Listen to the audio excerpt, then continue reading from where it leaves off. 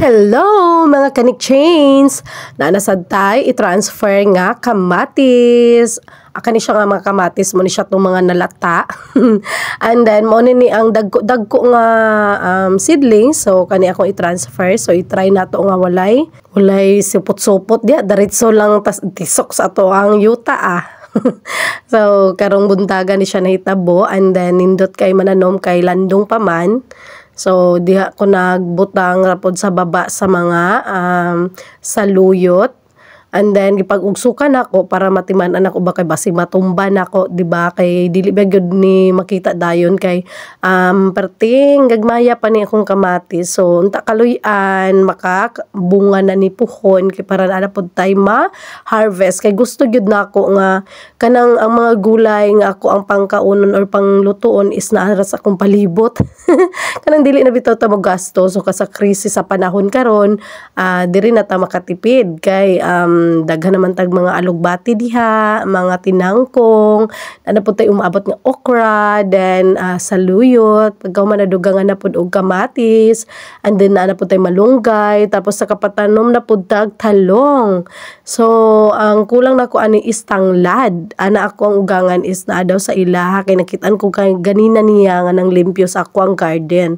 And then nag-ana pod ko nga pwede ra kay manguha diri og gulayon. Syempre kay daghan naman ni di po mo kaya ni ana siya. Pwede ninyo nagkutluon tapos ibaligya i-display diya sa imong tindahan.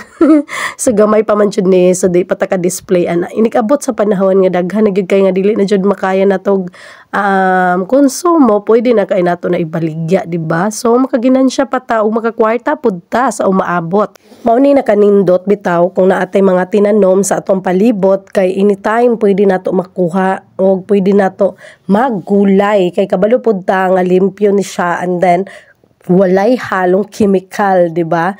Kaya ang uban karon is dili naman jud basta-basta nga makagulay kung walay mga gipang abono dira or mga gipang unsa diha. So wala ta kabalo nga bag-o ra itong naabunuhan and then di-harvest dayon pasig ana.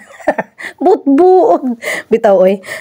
Depende naman jud gud na kay dili man pud gud mabano karon ang mga gulayon nga labi nag ipambaligya kung walay abono. Kaning ato is nagsalig lang ta sa yuta, and then jackpot lang po nga kining yuta manggod mga kanik chains, tambok jud siya, and then daghan na kaayog mga nangalata ang mga basura, mga dahon-dahon, mga sanga sa kahoy nga nangalata, and then kabalo jud ta nga kanang makatambok yun na siya mo nang makita gyud nako sa akong mga gulayon nga grabe jud kapag panambok niya katong sa una nga mga talong nga parting gagmaya karon dagko na kay siyang dahon. So dili na kinahanglan nga abunuhan pa nato tong diri banda sa mga alugbatihan kay basig dili na pud siya kapa munga, puro na lang pud siya dahon, gidahon-dahon. Nagduda gay ko ani akong mga okra kay pagkatambuka man jud siya buyag-buyag lang mo nang wala na ni dili na kinahanglan jud nga abunuhan siya. Ang kaning pag garden ako is mo jud ni ang makawala pod og stress kung halimbawa kanang dili ka busy diri lang kumuadto sa akong garden kanang nindot kay siya lang tawon og makahapsay sa hunahuna. Sa una pa manggod nga kanang gamay pa ko isilig na ko magtanom-tanom gyud hangtod dadala na nako ni siya karon nga minyo nako. So dako pud kay nigtabang jud, di ba? Isip kanang mamata kanang gatipid ta. Naadyo tayo mapupo mo na ginaingon nila nga kung nakay gitanom na pod kay anihon. So dili lang pod pwede nga kanang magpundor ako sa tindahan kay baka buryong pod biya nga everyday ra kada sulod sa tindahan. So nang usahay kung dili magulan paghapon nagalimpyo pod ko gihapon diri sa akong garden mo nang limpyo gid siya as in. And then mo na ni ang kanang picture niya, di ba, nga dagko nagmayo ako ang malunggay plus ang mga talong nga gitabunan na pod nako og kanang bukong para di mainitan. So mao na ni ang itsura sa ato ang gulayan.